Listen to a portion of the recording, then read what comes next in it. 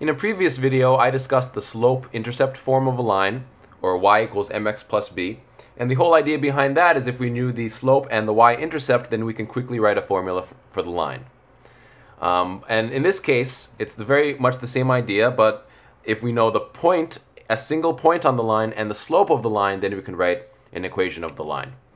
So that's the idea behind point-slope form, and I'm going to show how we're going to get it, and then we're going to give an example. So imagine that you had a line with a slope, which we'll call m, that passed through the point x1, y1. And I want to emphasize that x1 and y1 are constants. It's a fixed point on the line that we're picking at the very beginning. And further imagine that xy is any other point on that line. And I want to emphasize that x and y are variables. We're not saying what they are, only that they have to meet this condition of being on the line. But they can freely vary and change as long as they are on the line. Next, we have m is equal to y minus y1 over x minus x1. M is the slope. This is the formula for the slope if we know 2 points on the line. We know both that x1, y1 is on the line, and x and y are on the line. So we know those two things are on the line, and we know 2 points, we can find out the slope. So this is just the definition of the slope.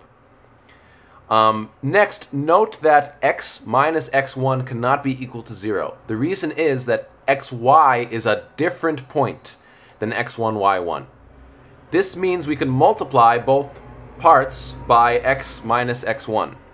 And it also means that the slope is not dividing by 0. So we can multiply both sides by x minus x1, and we get m times x minus x1 is equal to y minus y1. And that's just multiplying both sides by the denominator, in this case x minus x1. And already now we have a formula, and really what the last thing we're going to do is just flip the sides. The left is on the right and the right is on the left. So y minus y1 is equal to m times x minus x1, or flip the order. And this is an equation in which x1, y1 is a point on the line, and m is the slope. And let's show how this is useful in an example.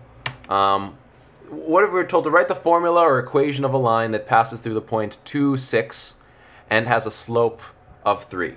Well, in this case, we know our essential values. M is going to be 3, that's the slope. X1 is going to be 2, the x value of the point that you know is on the line. And 6 is going to be the y value of the point that's on the line. So we just substitute them into the formula that we derived. Instead of y1, you write 6. So y minus 6 is equal to, instead of m, you write 3. 3 times x minus x1, in this case 2. So the final answer is going to be y minus 6 is equal to 3, x minus 2.